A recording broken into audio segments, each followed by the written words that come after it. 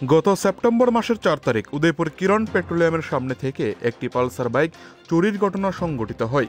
এই ঘটনায় বাইকের মালিক তথা অফিস লেন এলাকার বিমল দেববর্মা নামে এক ব্যক্তি রাধাকিশোরপুর থানায় চুরির মামলা দায়ের করে।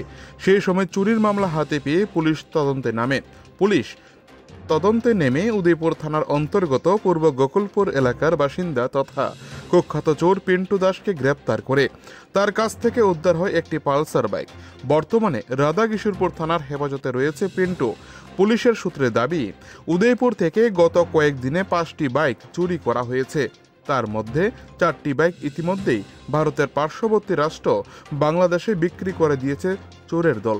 পুলিশ ইতিমধ্যেই সেই ঘটনারও তদন্ত চালাচ্ছে বলে জানা যায়। অন্যদিকে মহকুমা পুলিশ আধিকারিক দেবাঞ্জলি রায় আরও জানান, গত কিছুদিন আগে গর্জি থানার অন্তর্গত কালাবন এলাকায় 7টি গ্রামীণ এলাকার বাড়িঘর থেকে 7টি এলপিজি গ্যাস সিলিন্ডার, 14টি রাবার শিট চুরির ঘটনা সংঘটিত হয়। পুলিশ এই ঘটনা মামলা হাতে নিয়ে তদন্তে নেমে গতকাল উদয়পুর জগন্নাথ চৌমুনি এলাকা থেকে 27 বছর বয়সী প্রদীপ নোয়াতিয়াকে গ্রেপ্তার করা হয়। সেই সাথে এই চুরির মামলার তদন্তে অজয় জমাতিয়ার নামে আরও এক চোরকে গ্রেপ্তার করা হয়েছে। মহকুমা পুলিশ আধিকারিক দেবাঞ্জলি রায় সাংবাদিক সম্মেলনের মধ্য দিয়ে তিনি জানান, ইতিমধ্যে সমস্ত চুরির ঘটনা তদন্ত চলছে। আজ 2 জন কুখ্যাত এই চোরকে উদয়পুর জেলা ও দায়রা আদালতে সোপর্দ করা হয়েছে। রাধাকিশোরপুর থানার ওসি সঞ্জীব লস্কর থেকে শুরু করে পুলিশ অফিসার বিপ্লব দাস ও অজয় দেবনাথ এবং প্রণব মজুমদার সহ গোটা দল রাত দিন কাজ করে এই সাফল্যটি পেয়েছে বলে জানান মহকুমা পুলিশ আধিকারিক দেবাঞ্জলি রায়। উদয়পুর থেকে নিজস্ব প্রতিনিধির রিপোর্ট, টিভি 100 বাংলা।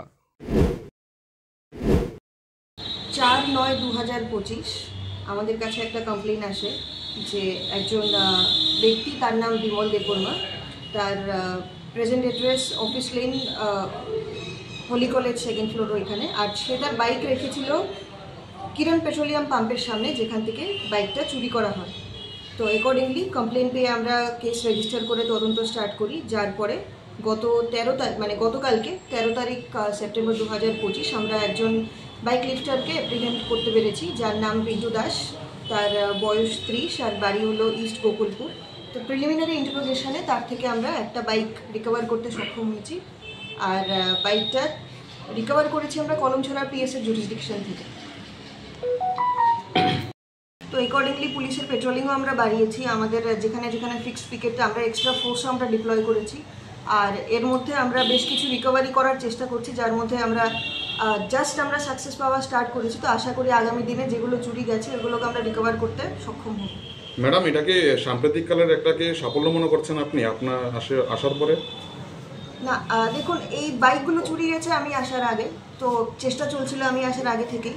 তো গতকালকে ওসি সঞ্জীব লস্করের নেতৃত্বে এই বাইকটা আমাদের থানার অফিসার বিপ্লব দাস এবং এসআই প্রবীর চন্দ্র, তাদের টিম এফার্টের মধ্যে আমরা এটা রিকভার করতে সক্ষম হয়েছি।